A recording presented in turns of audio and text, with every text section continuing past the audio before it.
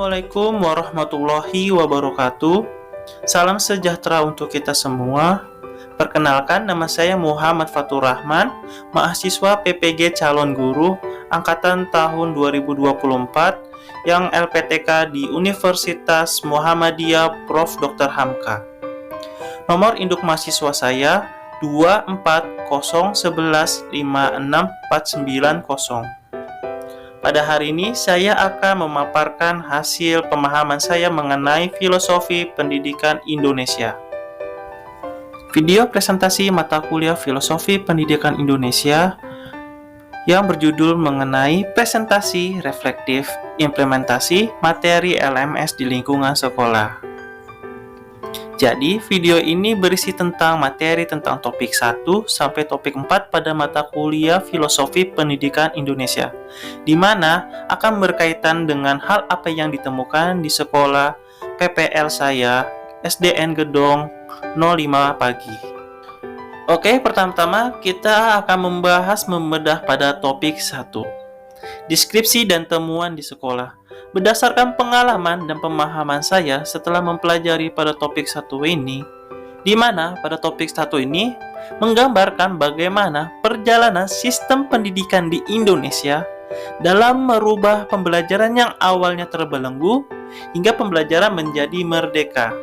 Berdasarkan pemahaman tersebut, saya menemukan temuan di sekolah PPL SDN Gedong 05, di mana guru kelas 1 di SDN Gedong 05 yang terlihat pada seperti gambar di atas, di mana pembelajaran yang memberikan ruang kepada peserta didik untuk bereksplorasi terhadap materi yang sedang mereka pelajari. Seperti pada gambar di atas, di mana guru tidak mengajarkan siswa hanya di dalam kelas saja, tetapi guru tersebut mengajak peserta didiknya untuk mengeksplorasi lingkungan sekolah dengan mengadakan pembelajaran di luar ruangan kelas.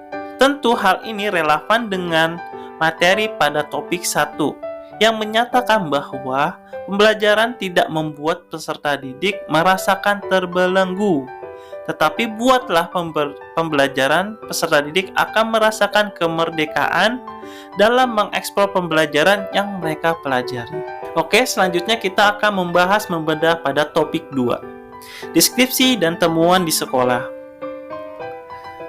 Berdasarkan pengalaman dan pemahaman saya setelah mempelajari pada topik 2 ini, di mana pada topik 2 ini membahas bagaimana kita menjadi sebagai seorang guru yang dapat menerapkan dasar-dasar pemikiran Ki Hajar Dewantara ke dalam pembelajaran, seperti bagaimana cara kita menuntun dan membimbing peserta didik melalui sistem AMONG. Selain itu, topik ini juga menyadarkan diri saya dan diri kita bahwa pentingnya kodrat alam dan kodrat zaman yang perlu menjadi pertimbangan dalam merancang pembelajaran. Berdasarkan pemahaman tersebut, saya menemukan temuan di sekolah PPL SDN Gedong 05, di mana peserta didik kelas 6 SDN Gedong 05 yang memiliki kesadaran diri mengenai tanggung jawab mereka menjadi petugas upacara pada hari Senin. Oleh karena itu, saya membantu membimbing peserta didik untuk berlatih upacara, di mana saya memberikan suatu bimbingan dan memberikan contoh bagaimana pelaksanaan upacara dengan baik. Hal ini tentu relevan dengan pada topik 2, yang menyatakan bahwa berdasarkan pemikiran Ki Hajar Dewantara, kita sebagai guru harus menuntun dan membimbing peserta didik tanpa mereka terbelenggu atau tanpa membuat peserta didik terbelenggu. Cara saya untuk menggunakan pemikiran tersebut terhadap peserta didik dengan pendekatan AMONG, di mana pendekatan ini saya sebagai calon guru membimbing dan mengasuh peserta didik tanpa memaksakan kehendak mereka. Seperti yang sudah dijelaskan, di mana peserta didik melaksanakan ini tanpa adanya paksaan. Oleh karena itu, saya membimbing peserta didik dengan penuh perhatian dalam menumbuhkan minat dan kesadaran diri peserta didik dalam hal yang positif. Selanjutnya, kita akan membedah pada topik 3.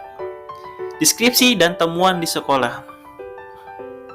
Berdasarkan pengalaman dan pemahaman saya setelah mempelajari pada topik 3 ini, di mana pada topik 3 ini mengajarkan kepada saya bahwa bagaimana keunikan dan khas negara Indonesia yang harus kita syukuri menjadi manusia Indonesia.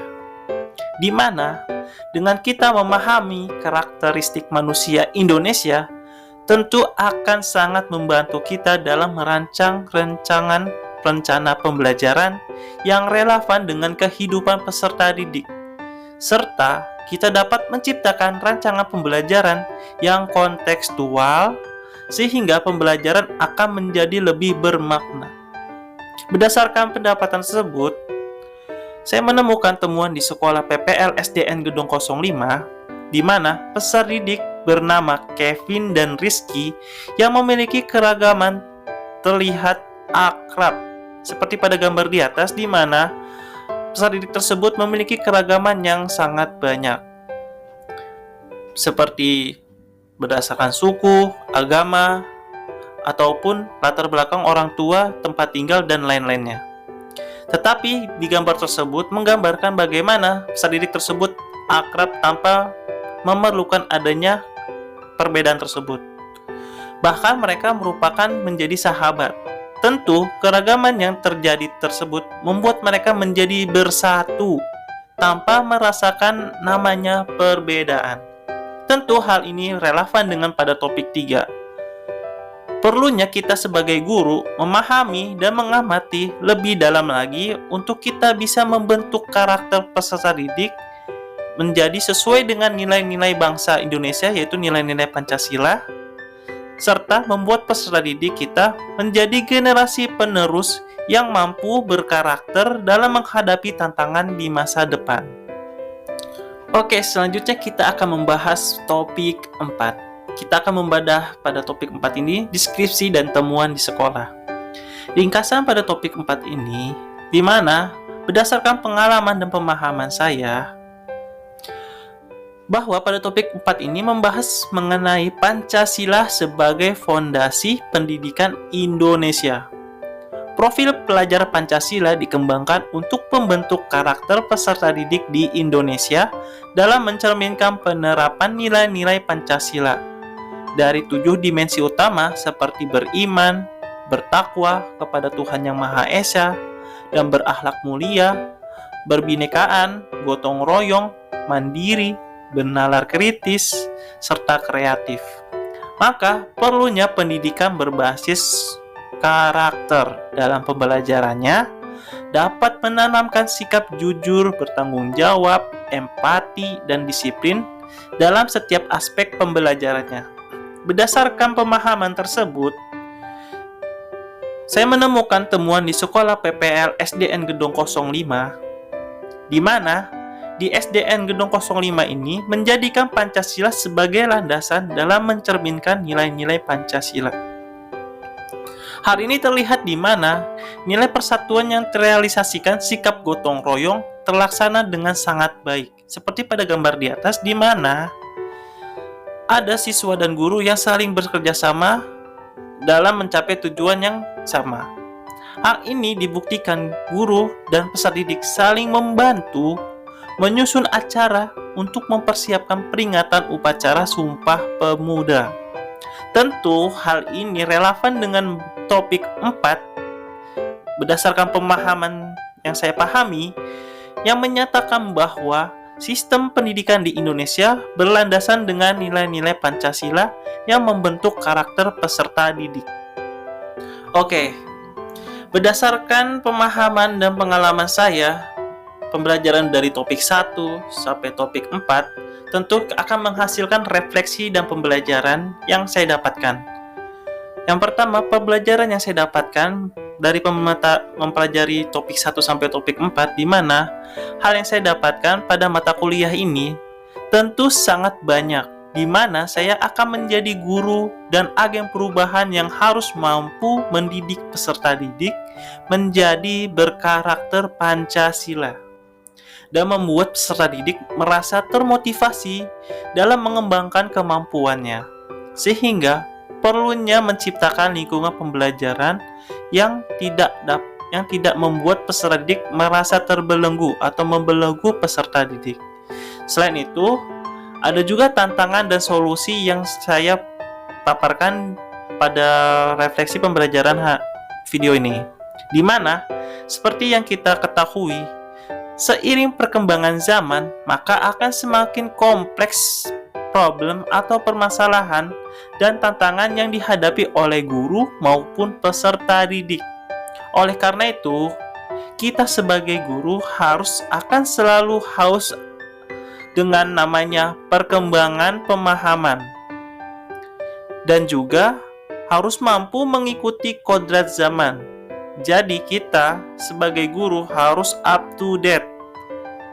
Jangan terlalu lama di zona nyaman. Kita harus selalu terdepan bagi peserta didik, sehingga dapat menjadi guru yang mampu beradaptasi dengan baik.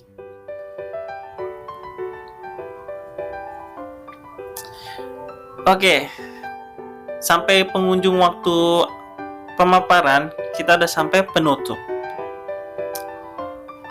Setelah saya mengevaluasi berdasarkan pemahaman, analisis, dan pengalaman pembelajaran saya mengenai mata kuliah Filosofi Pendidikan Indonesia, baik dari topik 1 sampai topik 4, tentu akan menghasilkan sebuah kesimpulan dan pengalaman pribadi dalam mengembangkan diri saya menjadi guru yang lebih maju ke depan dan menjadi guru modern. Berdasarkan perjuangan dan perjalanan pendidikan bangsa Indonesia yang ingin menjadikan bangsa ini untuk menjadi bangsa yang kuat dan mandiri dalam menuju negara maju.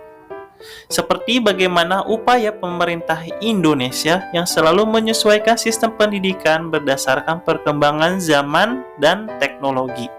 Yang dimana yang kita ketahui, sebelumnya Indonesia terjajah, yang pola pendidikannya tentu membuat peserta didik merasa terbelenggu. Berdasarkan perkembangan zaman, tentu pembelajaran pun harus berkembang, yang membuat peserta didik harus menamanya pembelajaran yang bisa memerdekakan peserta didik. Dengannya perkembangan itu, maka perlunya penguatan pendidikan Pancasila yang sebagai dasar negara dan bentuk karakter dari identitas bangsa Indonesia di kancah internasional. Oke, sebelumnya terima kasih atas partisipasi kalian sudah menyimak pemaparan saya mengenai presentasi reflektif implementasi materi LMS di lingkungan sekolah.